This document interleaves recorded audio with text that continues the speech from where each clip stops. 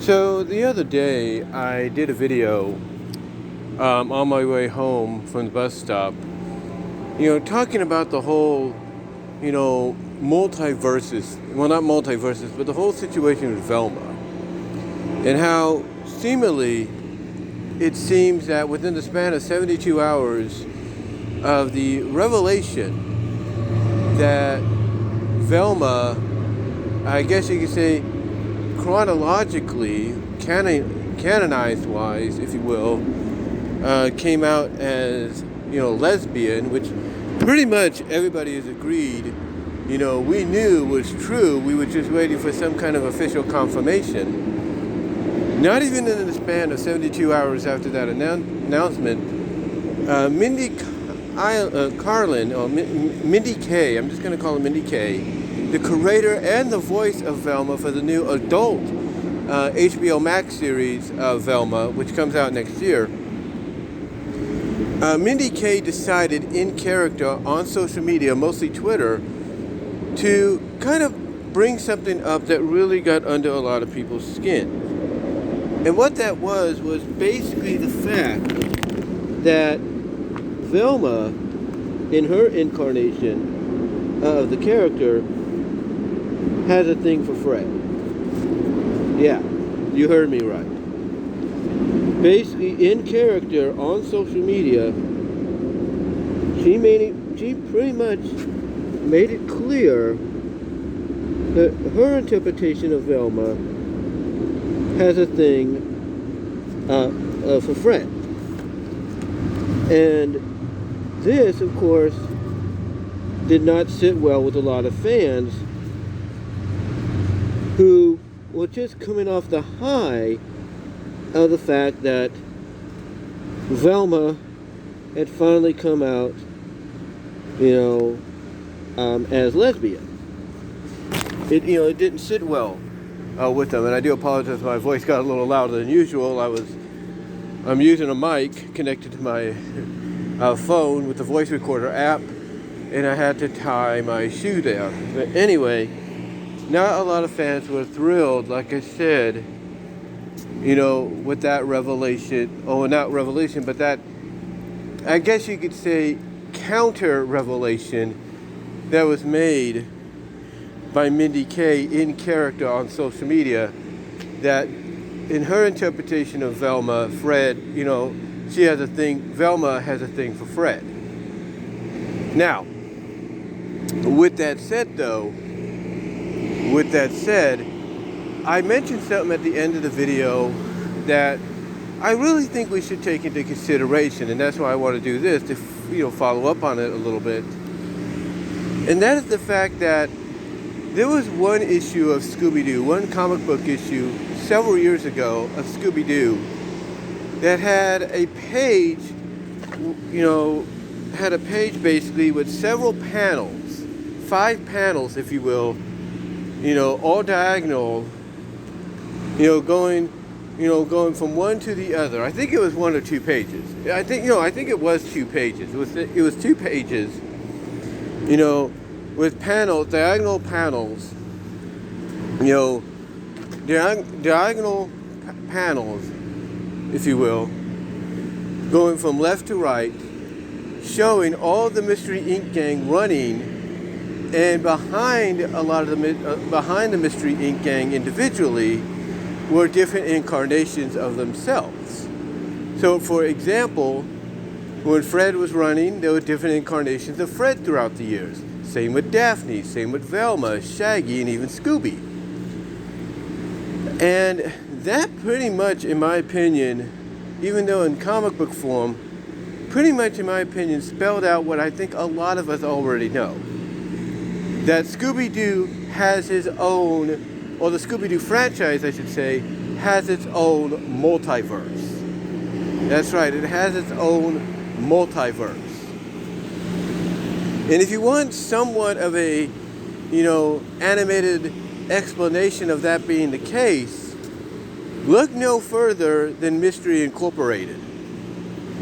Look no further than Mystery Incorporated and how they wrap things up pretty much, with their series. they kind of touched upon this towards the end. And it really doesn't surprise me that that might be the same case here when you view these different versions of Scooby-Doo and the characters. Mostly when it comes to the VELMA character. Because a lot of people do take, the direct-to-video animated films, things like Scooby-Doo and Guess Who, maybe to an extent What's New Scooby-Doo, Mystery Incorporated, they take those kind of movies and shows as as basically the prime universe. And that's what they look at. They look at Mystery Incorporated being a origin story, or basically, coming out as an origin story that we all were pretty much surprised to, have revealed at the end of that series, which leads into Where Are You, and then so on and so forth afterwards.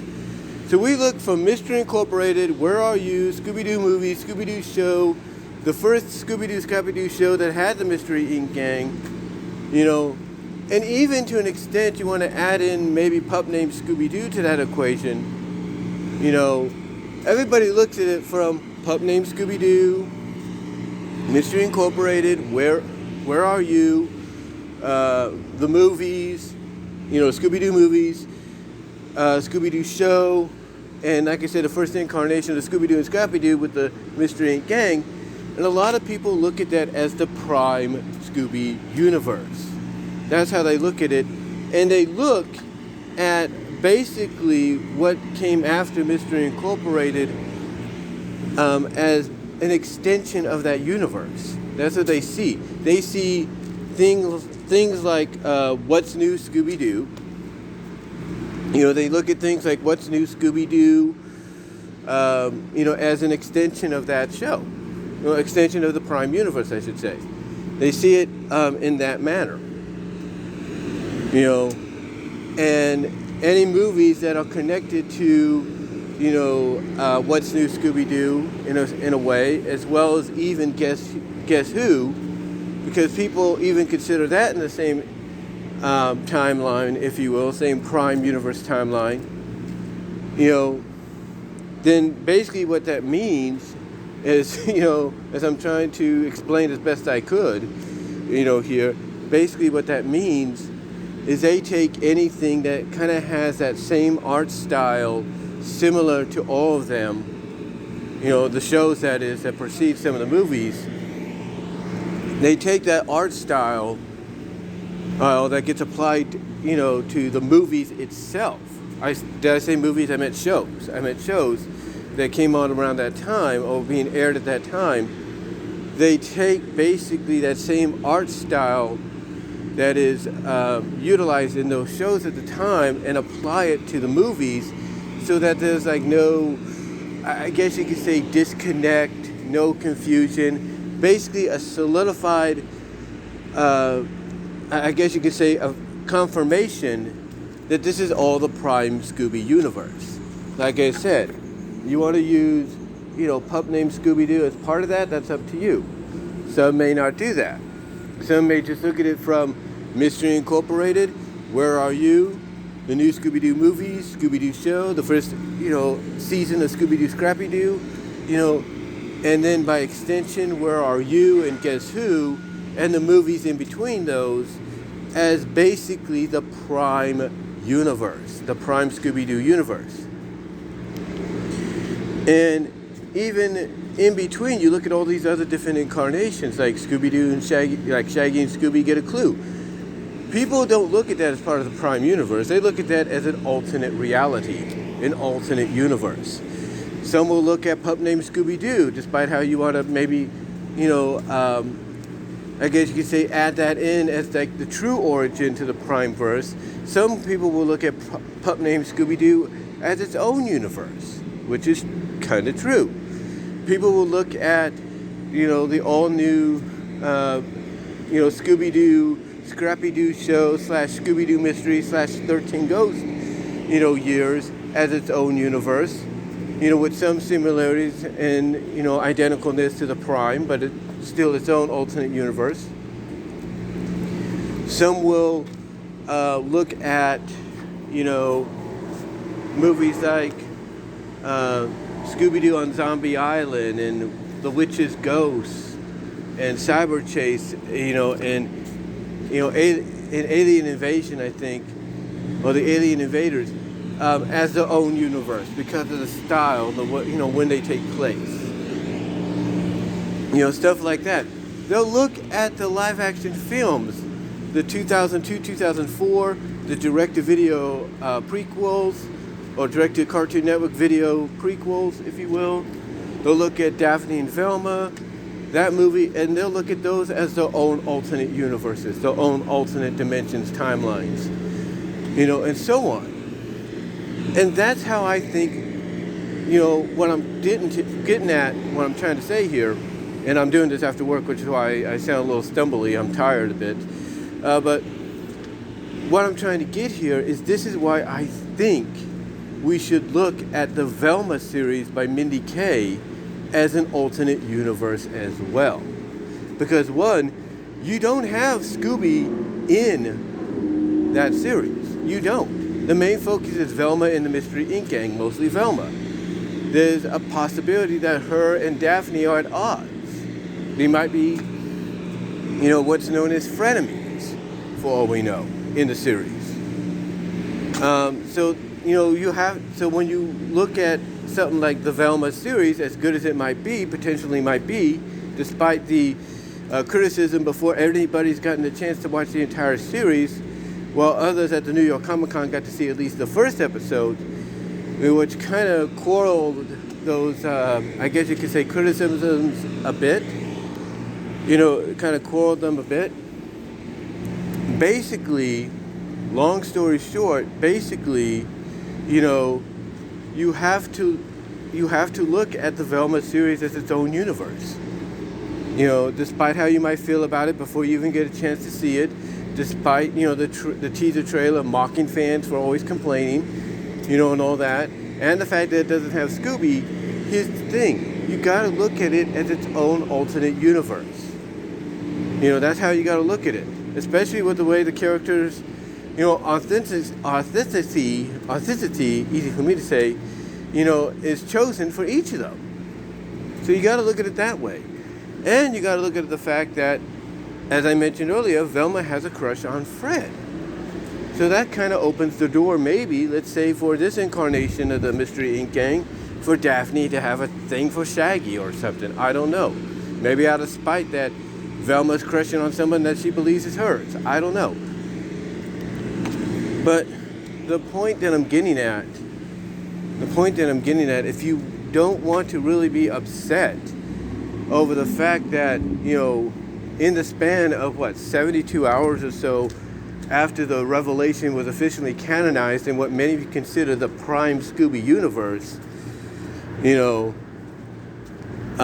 you don't want to take that revelation, if you don't want to take that little in-character, I guess you could say tweet by Mindy Kaye as Velma, too seriously, and you don't want to get too upset about it, especially, like I said, 72 hours after Velma was finally confirmed, officially, canonized, whatever you want to call it, as what we all thought she was, that being LGBTQ, then to me, that's the best way to kind of, deal with this. Don't try to make it out more than what it is. Just be like, hey, it's another universe, it's an alternate reality, things are different here. Heck, the characters themselves are different, so I shouldn't take this too seriously because it's its own thing. It's not the prime Scooby-verse. It's a alternate Scooby-verse, but without Scooby. And that's pretty much how you got to look at it, in my opinion. And this is not, and as I've talked about in several videos beforehand, when it comes to something similar to this is nothing new. this is nothing new, because honestly, a lot of franchises out there that I'm a fan of or that are noteworthy have multi-universes. They do.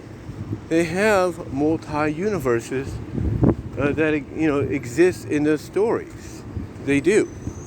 I mean, Marvel and DC, that could be a 2-part, 3-part, 4-part audio-video podcast in its own right. TMNT, heck, if you want proof of that, check out Turtles Forever, which pretty much got the ball rolling on that.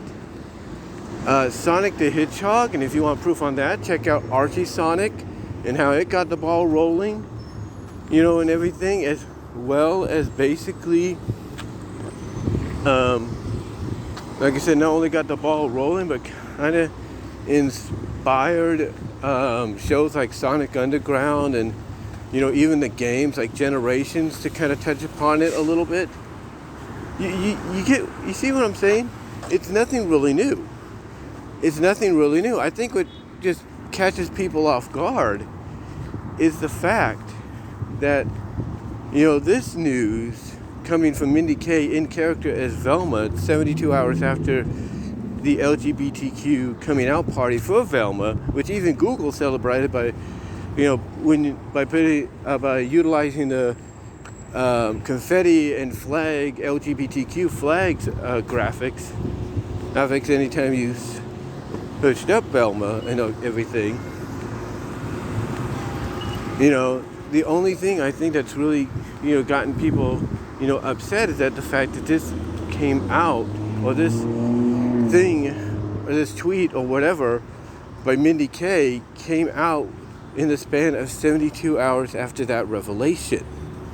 And I think that's why people are upset, because to them it's like you're just basically slapping us in the face by saying, oh, well, we just found out it's not real, or you shouldn't take that seriously because what I am going to do is better, or whatever. And they're not too thrilled with that. They're not too thrilled with that. So again, I look at the fact that we have to view it as its own universe, as its own as part of the Scooby-verse, is the way I look at it. We gotta view it as part of the multi-Scooby-verse, and that's about it. I don't think we need to take it seriously, at all, because if we do, it's just, it's just going to ruin our enjoyment of the show if we want to give it a chance, as well as ruin our enjoyment of any other future Scooby property that comes, IP property that comes out in the future. So long story short, because my bus is about here, again, I say we just, let it be, let it do its thing, and all that. Don't take it too seriously, and just, go from there. Let it be its own thing. Don't take it too seriously, and mostly look at it as just a new addition, a new alternate reality, alternate universe that's been added to the vast multi-Scooby-verse that is out there. Just look at it that way. But let me know what your guys' thoughts are overall. Comment if you like. Live chat during the premiere. Like the video. Super chat, super stickers are open during the live chat. Super thanks afterwards. After the premiere is done. Check me out at BW Roasters Discussions, all your favorite audio podcast locations except for Pandora. Also check me out at patreon.com/BW Roasters, $1, $3 tier. Venmo at Brian-Walmer-2. Cash App at BW Roasters 98. Check out the Teespring store. Check me out at VENMO for content you can't get anywhere else on YouTube. And also check out my DeviantArt page at BVW, BVW 1979. And until next time, guys, I will talk to you all later. But like I said, we just got to look at it from the perspective that it's just a new addition to the vastly ever-expanding Scooby multiverse.